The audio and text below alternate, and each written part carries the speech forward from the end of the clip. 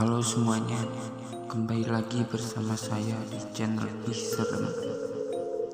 Buat kalian yang baru join, silahkan pencet tombol subscribe dan nyalakan lonceng notifikasinya supaya kalian tidak ketinggalan video-video terbaru dari channel ini.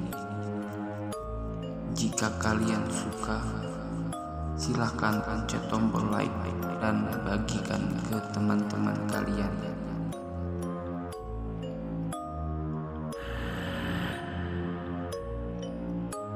Kali ini saya akan menceritakan kisah mistis yang dialami oleh teman saya sendiri. Pada suatu hari, ada seorang anak yang bernama Yono. Dia sedang bermain bersama teman-temannya di sebuah tempat di mana tempat itu adalah sebuah hutan bambu di ujung desa. Kejadian itu sudah terjadi sekitar 2 tahun lalu. Pada sore itu, Yono dan teman-temannya pergi mencari ikan di selokan-selokan yang terdapat di sepanjang jalan menuju hutan bambu tersebut. Karena lelah berjalan, teman-temannya pun berhenti duduk sejenak untuk beristirahat. Saat mereka beristirahat, semua teman-temannya pun asik bermain HP dan bermain game bersama-sama. Tidak seperti yang lain, Yono berasal dari keluarga yang kurang mampu, sehingga dia tidak punya HP sendiri.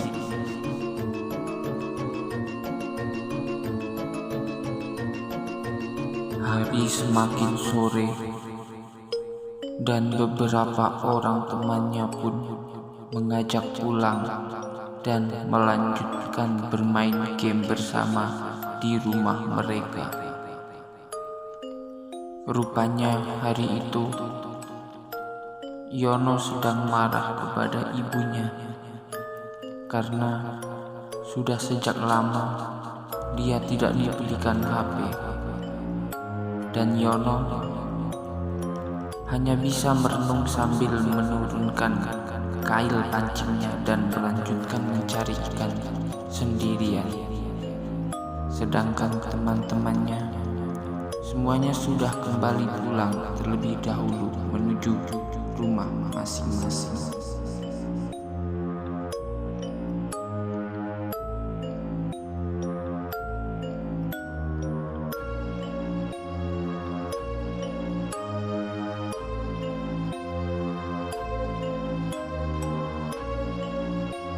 Tiba-tiba ada seorang nenek-nenek duduk di sebuah gubuk dengan pakaian Jawa bermotif batik, memanggil Yono dan mengajak Yono ikut pergi dengannya. Nenek itu mempertanyakan kepada Yono apakah Yono sedang marah terhadap ibunya. Yono yang sedang diam memegang kain pancing seketika terkejut dan heran kenapa nenek tersebut bisa tahu kalau Yono sedang marah kepada ibunya. Dengan hati yang sedih dan pikiran yang kosong, dia pun ikut dengan nenek tersebut sampai akhirnya hari pun mulai gelap. Ibu Yono mencari dan bertanya kepada teman-temannya yang tadi pergi bermain bersama Yono.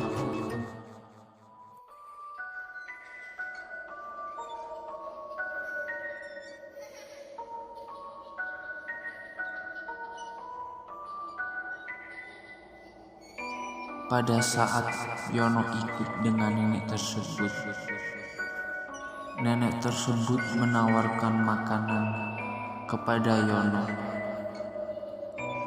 Tangannya yang halus seketika berubah menjadi tangan yang berkuku panjang dan sangat kotor.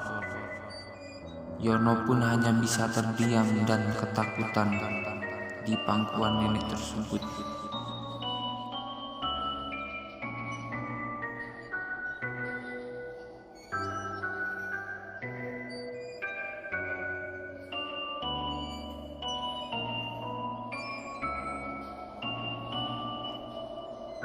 Akhirnya, Ibu Yono pun mencari Yono ke hutan tersebut yang jaraknya tidak terlalu jauh dari desa.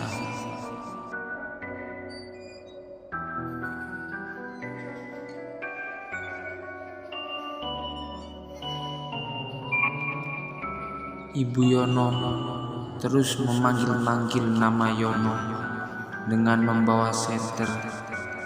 Dia mencari anaknya sendirian.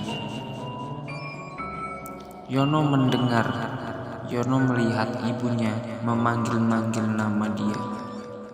Tapi dia bercerita kalau dia berada di depan ibunya, tapi ibunya tidak bisa melihatnya. Dan Yono pun tidak bisa menggerakkan tubuhnya atau berteriak. Sampai akhirnya ibunya pun memanggil beberapa warga untuk membantu mencarinya di tempat tersebut dengan membawa obor dan peralatan dapur untuk dipukul.